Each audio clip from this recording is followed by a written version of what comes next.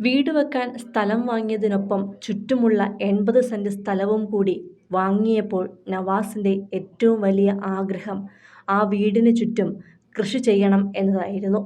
അങ്ങനെ വീടുപണി തുടങ്ങിയപ്പോൾ തന്നെ ഓരോന്നായി നട്ടുനനച്ച് വളർത്തുവാനും തുടങ്ങി. അങ്ങനെ ആ പറമ്പിൽ വീടിന് ചുറ്റും ജാതി, അത്തി, നോനി, റംബൂട്ടാൻ, കായ്ച്ചാൽ കയ്യെത്തിപ്പിടിക്കാവുന്ന ഉയരത്തിലുള്ള ചെറിയ പ്ലാവ്, മാവ്, വാഴകൾ തുടങ്ങി ഫലവൃക്ഷങ്ങളൊക്കെ നട്ടുപിടിപ്പിക്കുകയായിരുന്നു. മുൻപിൽ അതിമനോഹരമായ നെൽപ്പാടവും. തുടർന്ന് ഏതാനും വർഷങ്ങൾക്കകം തന്നെ പഴങ്ങളും മാസങ്ങൾക്കകം തന്നെ അടുക്കളയിലേക്ക് അത്യാവശ്യമുള്ള പച്ചക്കറികളുമെല്ലാം ഇവിടെ നിന്നും ലഭിച്ചു തുടങ്ങിയിരുന്നു.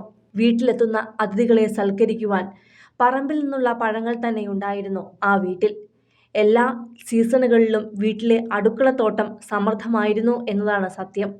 അതുകൊണ്ട് തന്നെ അപ്രതീക്ഷിതമായി ഒരു അതിഥി വീട്ടിലെത്തിയാൽ പോലും അവരുടെ വയറും മനസ്സും നിറയ്ക്കാനുള്ള സാധനങ്ങൾ രഹനയുടെ അടുക്കളയിൽ ഉണ്ടാവുകയും ചെയ്തിരുന്നു.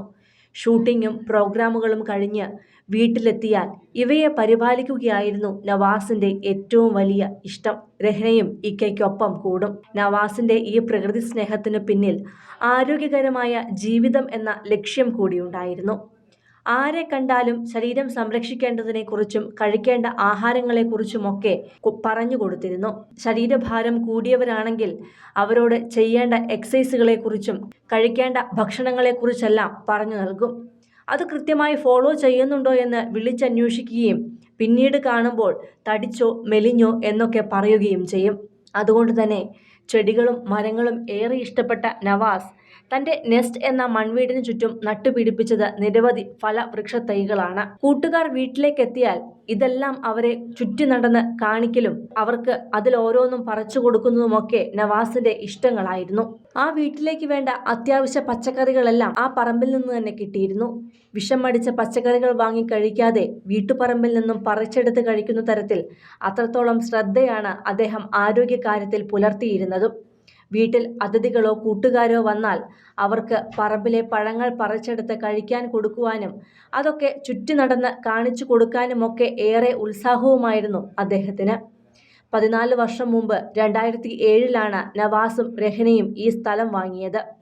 രഹനയുടെ വീട്ടുകാരും നവാസിന്റെ സഹോദരങ്ങളുമെല്ലാം ഓടിയെത്താവുന്ന അരികെ തന്നെയാണ് വീട് വച്ചിരിക്കുന്നത്. തുടർന്ന് ഏതാനും വർഷങ്ങൾക്കകം തന്നെ പഴങ്ങളും മാസങ്ങൾക്കകം തന്നെ പച്ചക്കറികളും ഇവിടെ നിന്നും ലഭിച്ചു തുടങ്ങിയിരുന്നു. ഏതാനും മാസങ്ങൾക്ക് മുമ്പാണ് നവാസ് തന്റെ സോഷ്യൽ മീഡിയ പേജിൽ ചക്കകൾ കായ്ച്ചു കിടക്കുന്ന ഒരു വീഡിയോ പങ്കുവച്ചത്. നിലത്ത് മുട്ടി നിൽക്കുന്ന ചക്കകളാണ് അതിൽ കാണാൻ സാധിക്കുക. വേണമെങ്കിൽ ചക്ക വേരിലും കായ്ക്കും എന്ന അടിക്കുറിപ്പോടെ അദ്ദേഹം പങ്കുവച്ച ആ വീഡിയോ ഇപ്പോൾ വേദനയായി മാറുകയാണ് പ്രിയപ്പെട്ടവർക്കും. വീട്ടിലെ ജനാലകൾ തുറന്നാൽ പുറത്തേക്കുള്ള കാഴ്ചകളാണ് കാണുക.